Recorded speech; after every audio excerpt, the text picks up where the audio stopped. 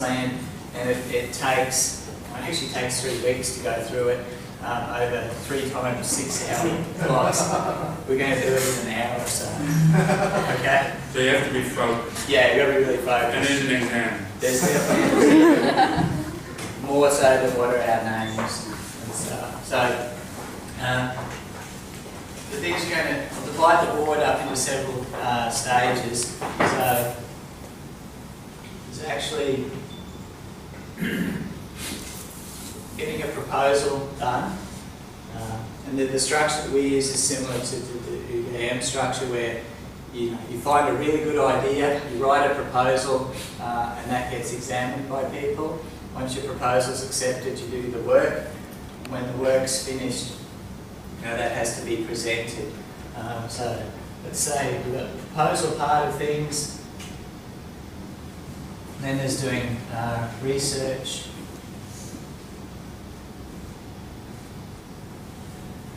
And let's call it communications.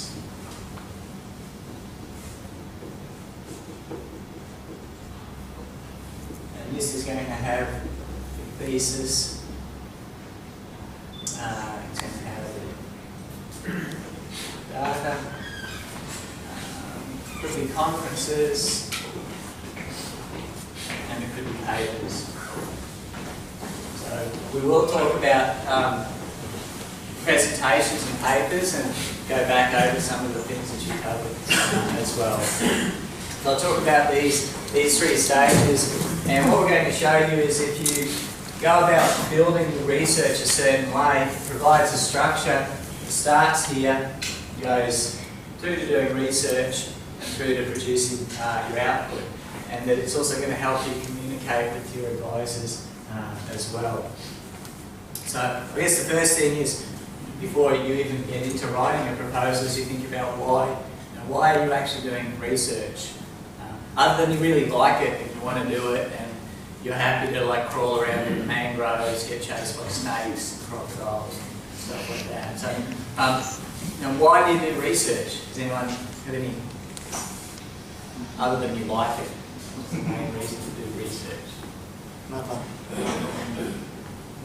Resolve the problem. Yeah. We can apply research. So apply the knowledge to, use it to solve problems. So applying what you learn so people can solve problems.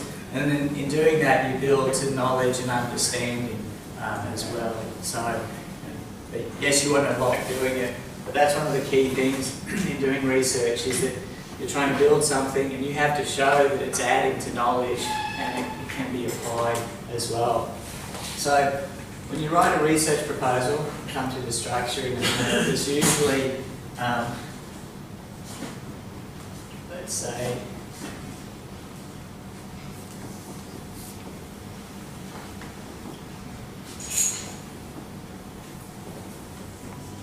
when you decide to do some work, you need to look at existing knowledge. And so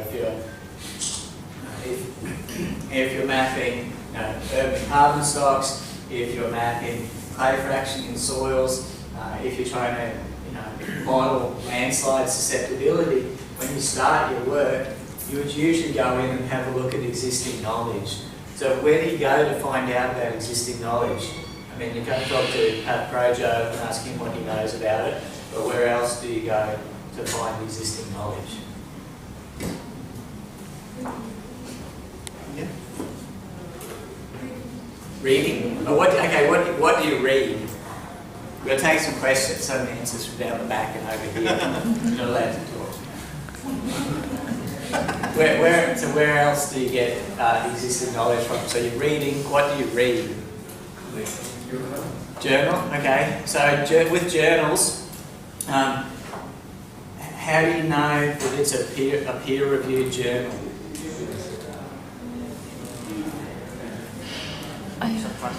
Sorry? Observation. Sorry? Observation. So, how do you know that this is peer-reviewed journal, or this just any journal? or maybe step back a bit. So let's say you're looking for work on forest biomass mapping and you do a search online. where do you do a search for scientific papers or articles? Scholar. Okay, yeah, so it's something like Science Direct or Scholar One. Scholar Google. Yeah, Google Scholar as well. But you don't just type it into Google because we can, but you'll get just all this stuff. But if you did type it into Google and you got all these papers,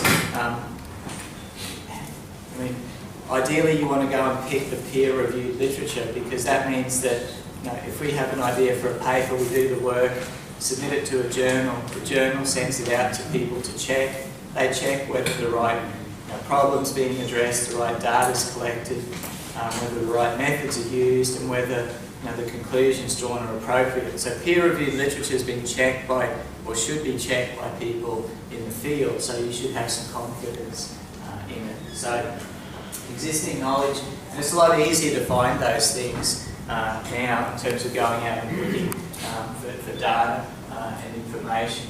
So doing research starts with trying to understand existing knowledge. So we can look in, journals, there's conference proceedings as well,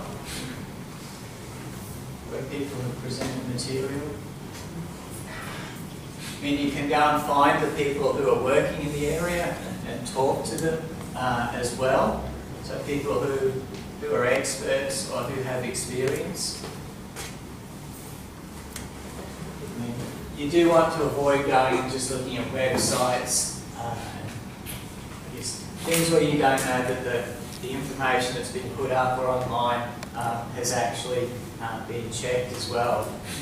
And one of the things that's changing now is that when you look at existing knowledge, people are also starting to look for what data sets are out there, because a lot of data is now put online that people collect, whether it's satellite imagery or spatial data. So, yeah. Okay, so this is an example of something called, it's a website called Pangaea. It's an online data store where you can publish your data set. So what Chris and I have been doing in our group is when we do work and it's published as a paper, we put the data online. So we send them our data set and they generate metadata. So Chris will show you what that means. So if we click on one data set,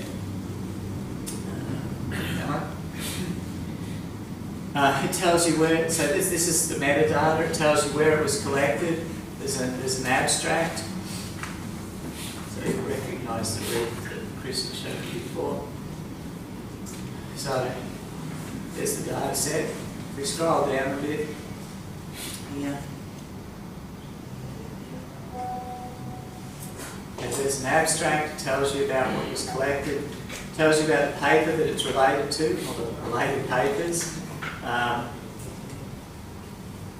where it is, some more details about the actual data itself, the history, more and more information, a license.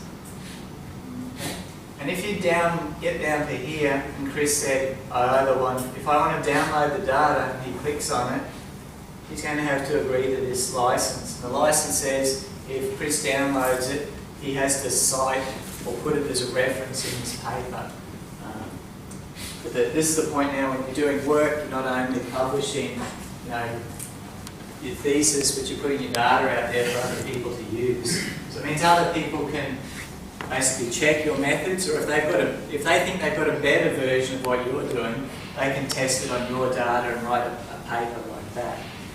So that's making things a bit easier in terms of data publishing. But existing data helps as well. So, all right, so you do all of that. One of the things that people end up doing first, which a lot of people don't like doing, is the literature review.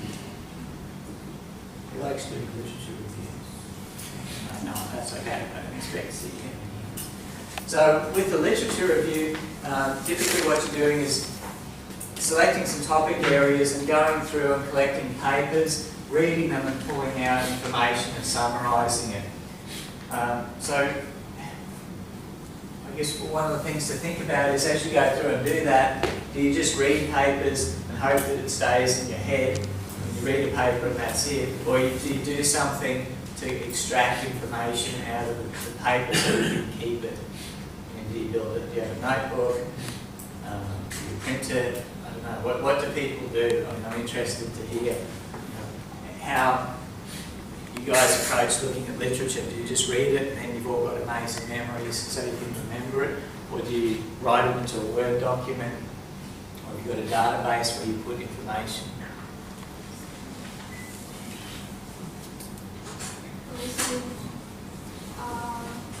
I try to resume it and write it. So it's a summary? Summary, yes, Yeah. a summary, Okay. make a summary and critical review of the paper. As well? Okay. And then I will save it in database so I can. Okay.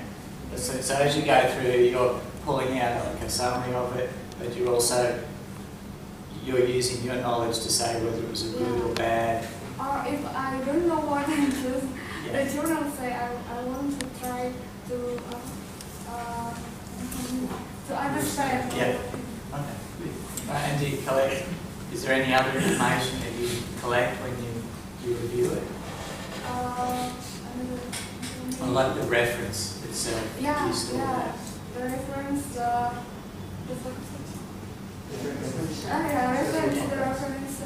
books or others. Okay.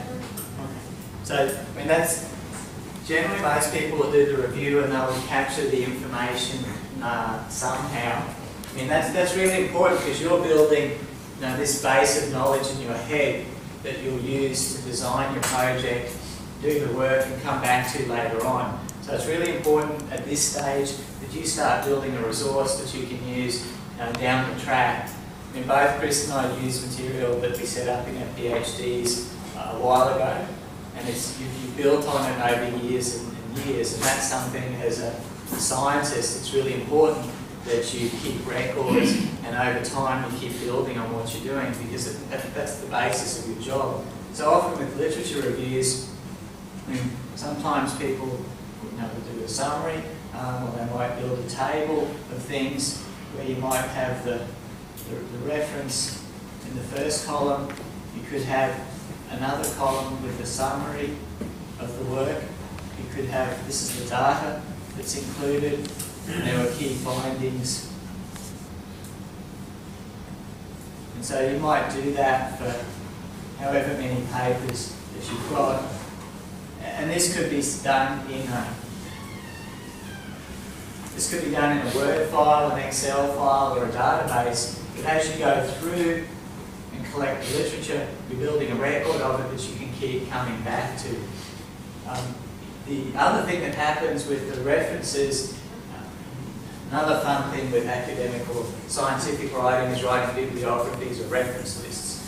So, do any of you use bibliographic software, referencing software, EndNote, ProSite? Okay, so yeah, and that's the other important thing is that when you collect these, you're automatically building a reference library. Yep. So here's Chris's EndNote library. EndNote is just one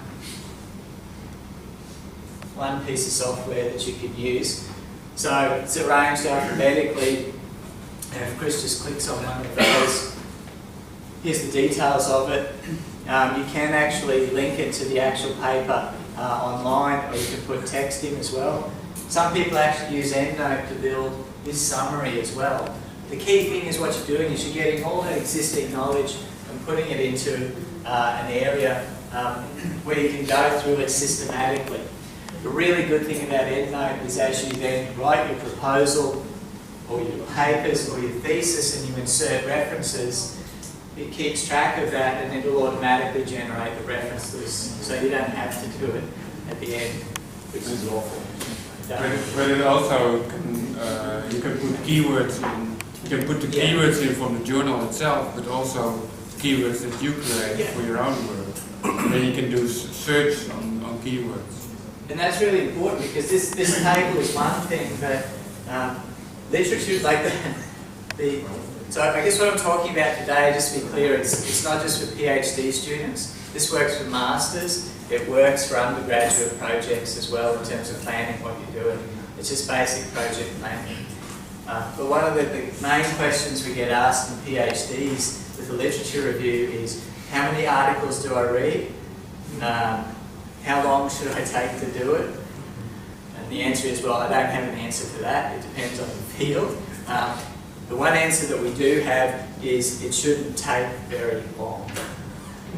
It's long enough for you to get into the field and build an understanding of the current state of knowledge. And that might take 1, 2 months, depending on how quickly you read, whether you've got 3 other jobs at the same time. It's variable. If you want to go through it, the key is with the literature review is that you set a certain amount of time to do the review. And you say, right, I'm going to spend 2 months on the review and read as much as I can.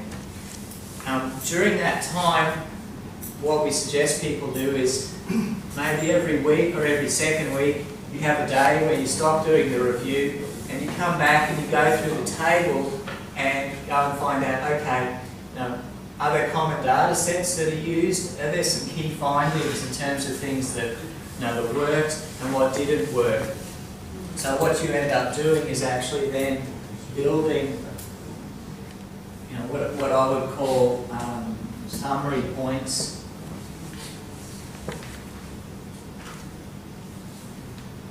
So you're progressively building your understanding of the literature, and you might have a summary for everything that was covered.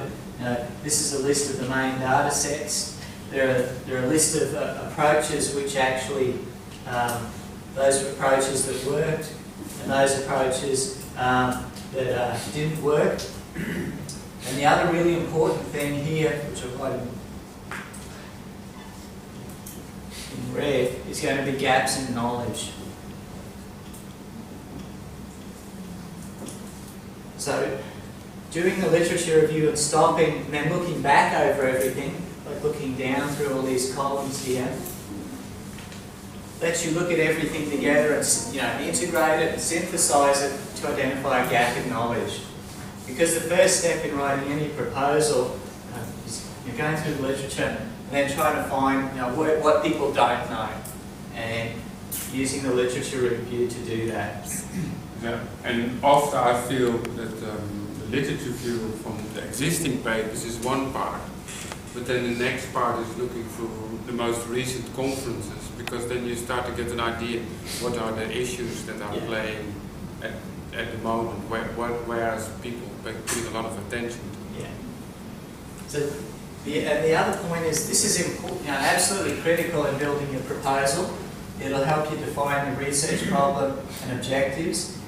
It's the basis for selecting the methods that you use, so you justify the choice of methods. It helps you understand the limitations of all those methods. And then when you actually come to doing the work and looking at your results, you have to put those results in the context of the work that's already been done and show, I have addressed a gap in knowledge, I've addressed these limitations. So the literature review isn't just something which happens in the proposal stage, it goes all the way through to doing the research and then producing all of these things at the end as well.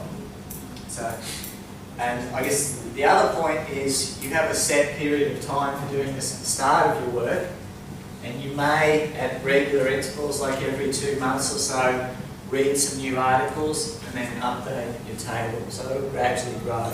If you continue to do science, you'll keep building this, and you'll also keep building your reference library as well. Alright, so that's the literature review, which is often the most painful part of doing your work. I can show you another example of what I've done for my PhD. So at a certain moment I wasn't happy with the quality of the accuracies that I achieved with my mapping, with what I did for my PhD. And I thought, am I not doing good work, or what's the story? And so then I start to look up in other papers about coral reefs. And said, that makes sense. And I said, no, they used only 2 categories, or there was a really tiny little reef, or they didn't look at reef, they only looked at seagrass. And then, so I started to make up all these questions, on the top, and there are questions like what the reference is, then the area, size, the reef, sampling number, how many samples were taken, the map type, the accuracy method. So some did overall accuracy, some did other accuracy assessment. So I went through, I put those lists on the top, and then start to go in the literature. And this is a table of 80 different papers that I went through. I look at what water depth and what water clarity.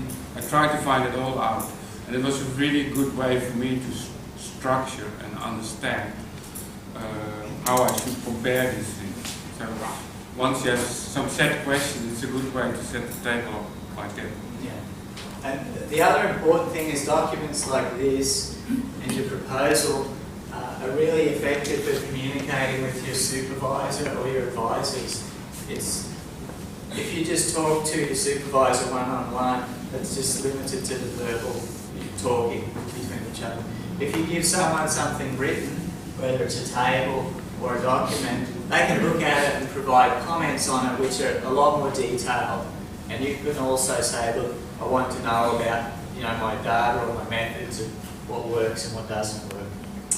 Okay, so we've looked at existing knowledge, and then we've gone through and we've done a literature review. We've used the literature review to do a number of things.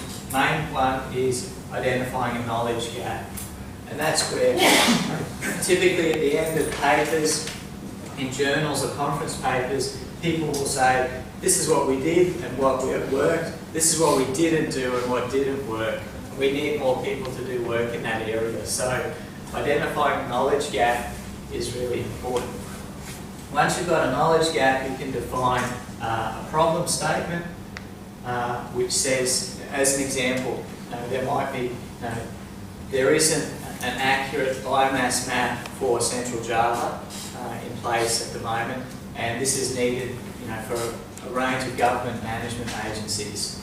So that problem statement came from a knowledge gap, and then what you do next is say, okay, the primary objective is to build or develop a biomass map of Central Java.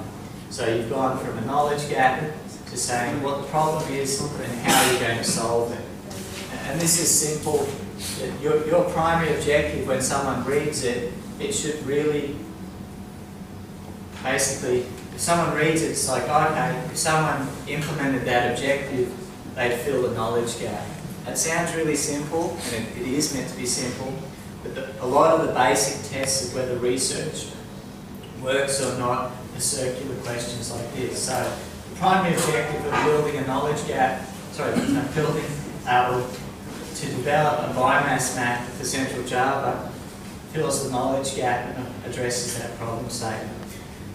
Once you have your primary objective, then you can start to think about planning or scoping your project.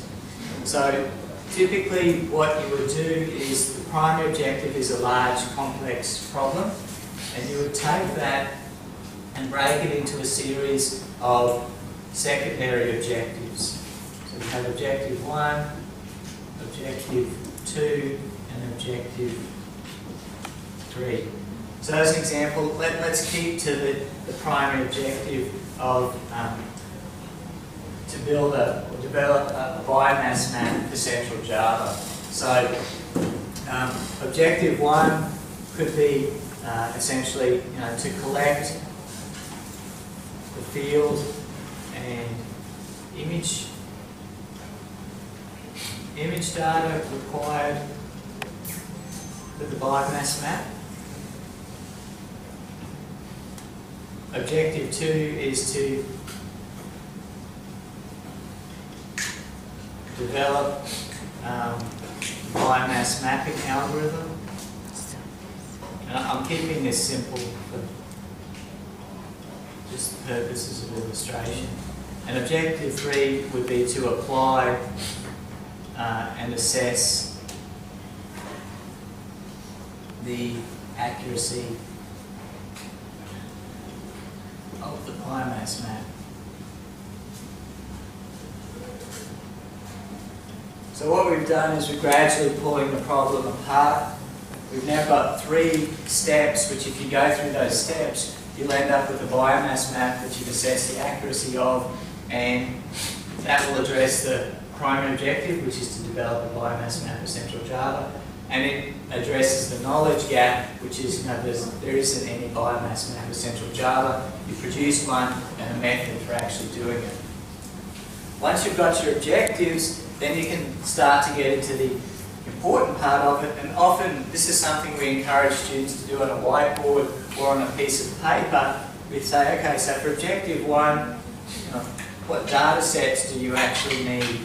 How are you going to pre-process that data and check its accuracy? How are you then actually going to process the data?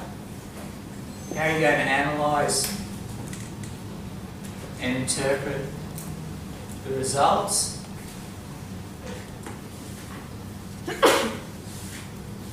What's your expected result? And what are the known limitations of your data sets and your methods?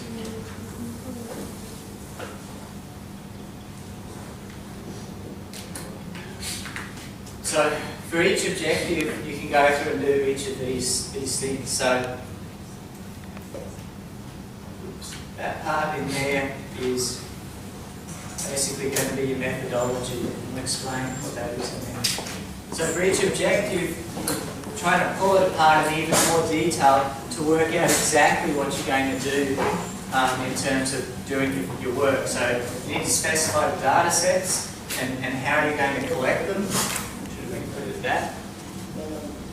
How are you going to pre-process and check the data in terms of whether it's accurate and usable? How are you going to process it? How are you going to analyse and interpret it? And what's the expected result? And then what are the known limitations from your literature study of the data that you're using and the methods that you're applying? So for each of your small objectives, you've got to build all of this information. So for biomass map, it's like, okay, we need to collect field data. So what field data? Do we need to actually go out and measure biomass? Is there existing biomass data out there that we can get? Then need to specify, you need to specify the image data, so we might be using imaging radar data. Then it's like, okay, once I've got the data, how do I check that it's logically consistent and I can use it? How do you process it? So what are the initial steps required to collect the field data, and process it and put it in a form that it can be used for mapping? And then how do you analyse and interpret it? And what's the expected result? The expected result for objective 1 could be a georeferenced and processed and clean field biomass library, and then a set of georeferenced imaging radar and high spatial resolution images. The known limitations could be the problems that are known with the field data collection and the imagery, and then the methods which you've actually used. When you build this, you could actually do all of this in a table as well, where in the table you can have these as being your rows, and then the column headings are objective 1.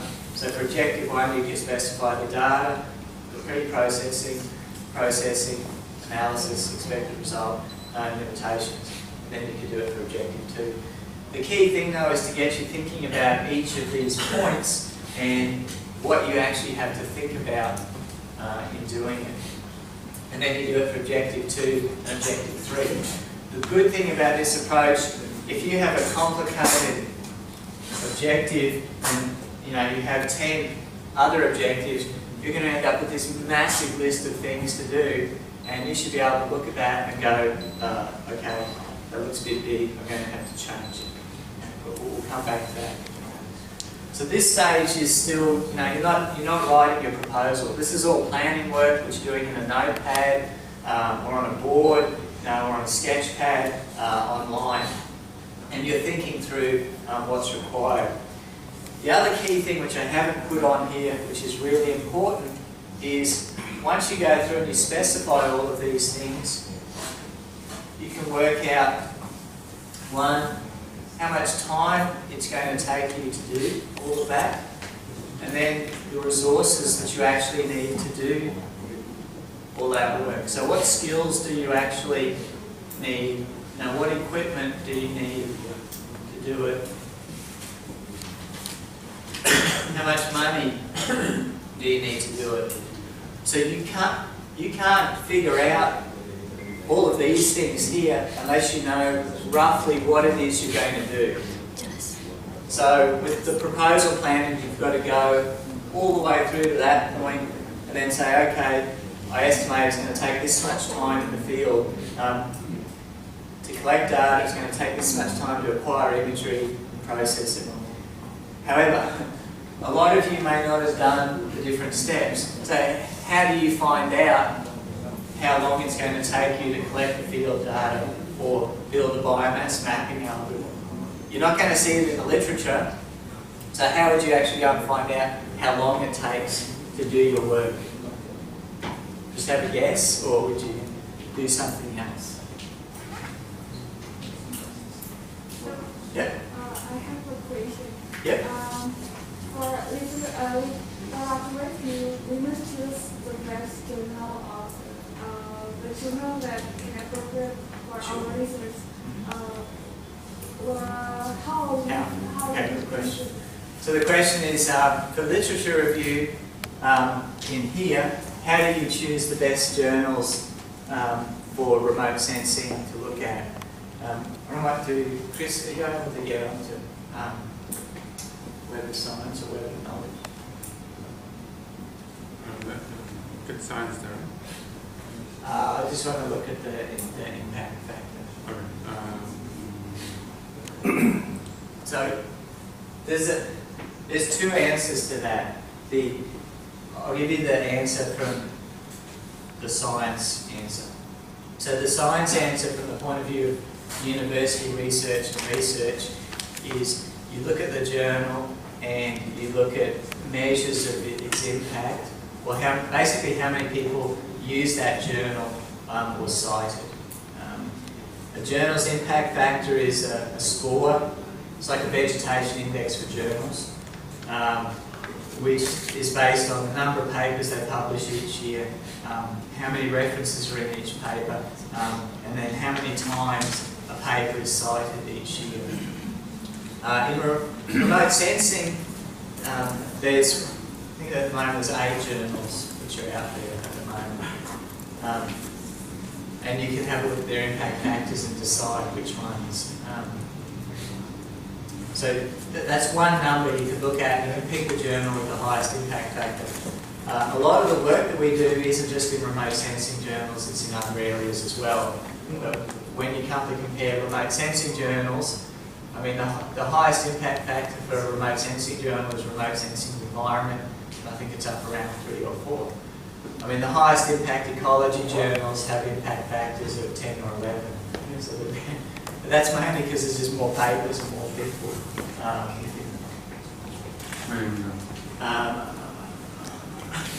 Yes. That one. Citation reports.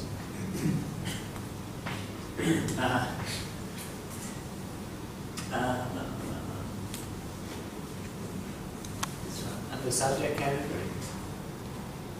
Subject category, and then submit.